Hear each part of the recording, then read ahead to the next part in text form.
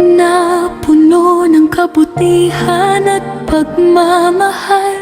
Sa murang edad, naglingkod siya sa simbahan. Komendador, choir member sa Kristan, at naging presidente ng Parish Youth Ministry.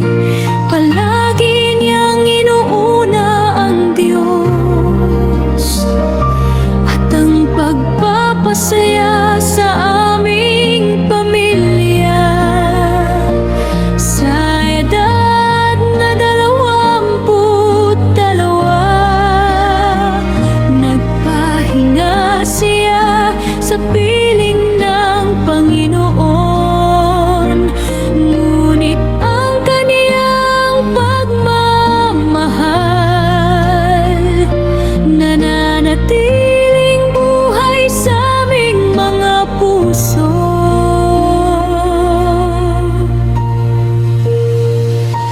Ron, mahal naming anak, hindi ka kailanman malilimutan. Bagamat maaga kang kinuha ng Panginoon, pagmamahal mo'y habang buhay naming dadalhin.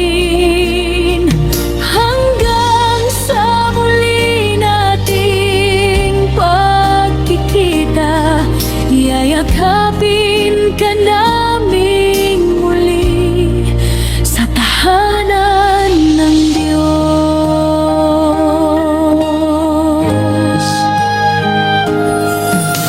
Pangarap mong magkaroon kami ng sariling bahay at mamuhay ng payapa bilang pamilya.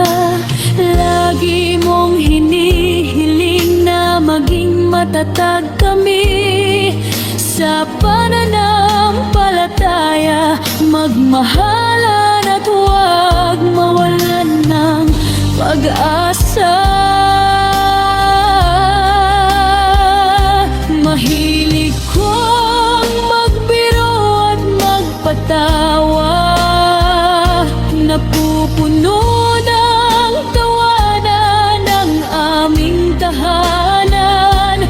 Ang iyong simpleng ngiti at mapagmahal na puso ang nagbigay ng saya at lakas sa aming lahat.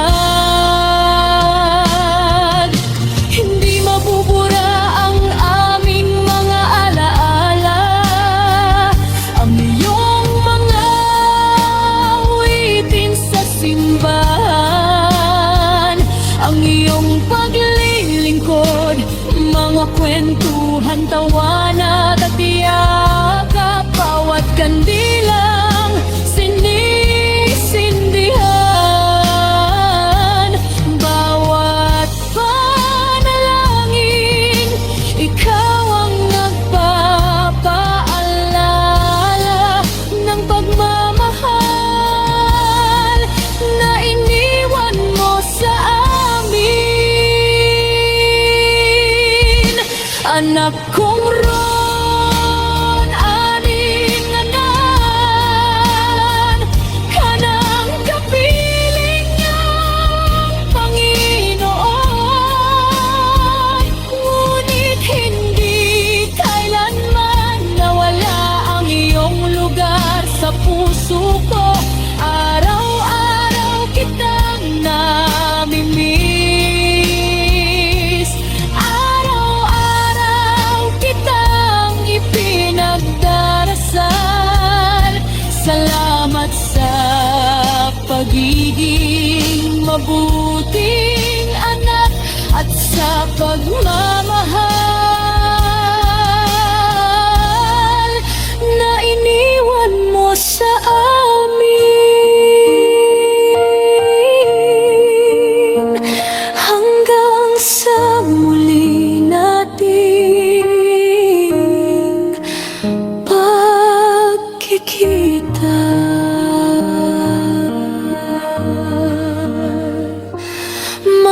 Halika